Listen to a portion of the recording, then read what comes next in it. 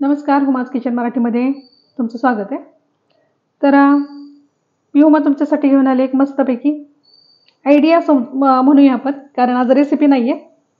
तर मस्त एक पूर्वतयारी असं आपण म्हणूया. बऱ्याच जणांना माहीत नसतं आणि काही जणांना माहीत पण असेल. तर ज्यांना माहीत नाही त्यांच्यासाठी ही रेसिपी आहे. तर हिरव्या मिरचीचा ठेचा किंवा हिरव्या मिरचीचा ठेचा म्हणजे हा भाकरी बरोबर खायचा ठेचा नाही, तर ती चटणी जी आपण बेसन करताना वापरतो, जी आपण थालीपीठ करताना वापरतो, ती चटणी हिरव्या मिरचीची, ती चटणी आपण स्टोअर कशी करून ठेवायची किंवा बनवायची कशी हे आपण आज बघणार आहोत.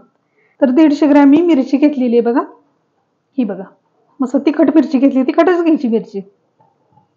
आणि त्यामध्ये घालण्यासाठी आपल्याला लसूण वापरायचं. लसूण चांगला वापरायचा, कारण त्याचा लसणाचा सुगंध छान येतो. तर लसणाचे 2 कांदे मी घेतलेले आहेत सोलून. मोठे जिरे आहे, 1.5 चमचा मी जिरे घेतलेले. मोठं मीठ घेतलंय मी, हे बघा, अंदाजे 1.5 चमचा असेल मी अंदाजे घेतलेले. शक्यतो मोठं मीठ असेल तर वापरायचं,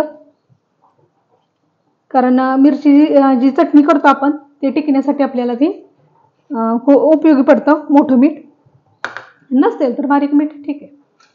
चला, तर सगळ्यात पहिल्यांदा काय करायचं, ह्याची देठं काढून घ्यायची. सगळी जी देठं आहेत मिरचीची ती काढून घेऊया.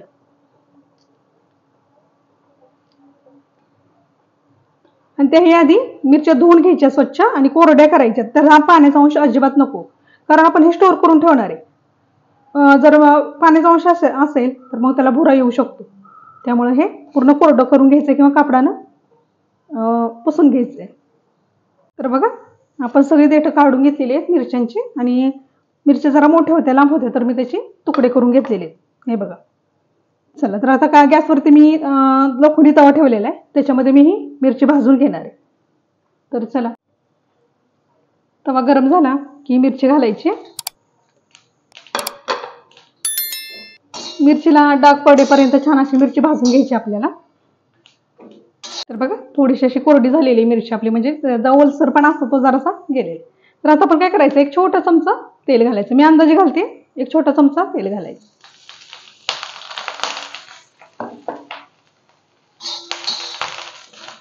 आता ही मिरची आपल्याला छान अशी भाजून घ्यायची.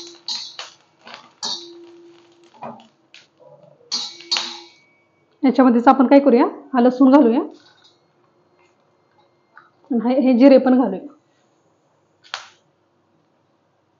वरतून घातलं तरी चालते, नाही भाजलं तरी चालतं, तसं काही नाही. मीठ नाही घालायचं आता, मीठ आपल्याला वाटताना घालायचं. खूप नाही भाजायची अगदी मिरची, फक्त थोडेसे डाग पडले की बाद झाले. हे बघा, आता डाग पडलेले आहेत, त्याला एक 2 ते 3 मिनिटं फक्त भाजून घ्यायची.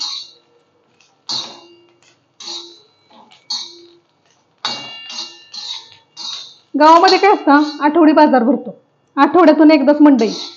तर मी माझ्या डोळ्याने बघितले ते तुम्हाला सांगते, कारण आम्ही बाहेर सॉरी. तर तिथं आठवडी बाजारच असायचा, तोही शेजारच्या गावामध्ये.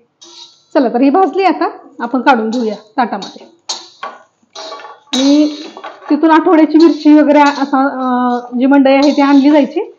मग आता ही त्यावेळेस काही फ्रीज वगैरे काहीच नव्हतं ना, मग हे मिरच्या वगैरे स्टोअर कशा करायच्या, तर अशा भाजून वाटून ह्या ठेवल्या जायच्या. बिना फ्रीजची सुद्धा ही मिरचीला काही होत नाही, महिना टिकते. चला, तर मिरच्या आपल्या थंड झालेल्या आहेत. बघा, आपण काय करूया, मिक्सरच्या भांड्यामध्ये आता ह्या काढून घेऊया.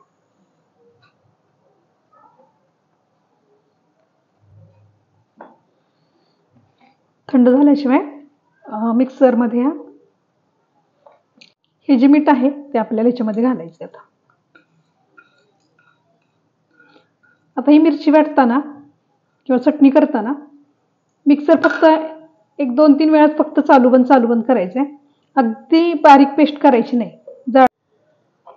तर बघा, ही चटणी वाटून झालेली.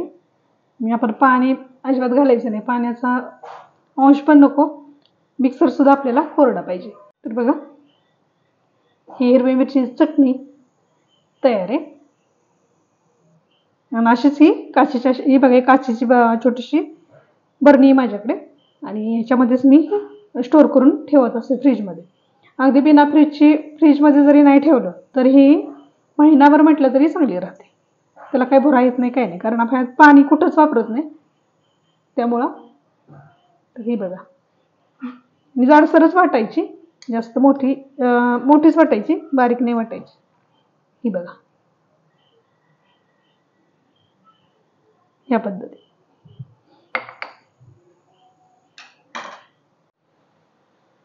तर बघा बनवून तयार आहे आपली हिरव्या मिरचीची चटणी, जी आपल्याला खूप उपयोगी अशी पडणार आहे. तर आपण कधी काय होतं, कुठे बाहेर गावी गेलो, संध्याकाळी जर उशिरा झाला यायला, तर आपण पटदिशी पिठलं आणि भात करत असतो. तर पिठलं करायचं म्हटलं की त्याला मिरची वाटणं आलं, लसूण सोलणं आलं, सगळंच झालं. तर ते आपलं काम ना सोपं होतं. ही मिरची आपल्या जवळ असल्यामुळं झटपट होते आपलं. कधीही असं गडबडीचं जर असं जेवण करायचं असेल तर आपलं हे जर मिरची असेल हाताशी तर आपलं काम हे सोपं होतं. त्यानंतर आपल्याला जर कधी थालीपीठ खावं वाटलं, मस्तपैकी आपल्याला मूड झाला की थालीपीठ खाऊया, चला बनवूया. तर आता थालीपीठ करायचं म्हटलं की ती लसूण सोलण्यापासून, मिरची भाजण्यापासून ते चटणी करण्यापर्यंत सगळं आलं. पण ही जर मिरची आपल्या जवळ असेल, फ्रीजमध्ये असेल, पिठं घेतली, ही मिरची घातली, थालीपीठ तयार होतं आपलं.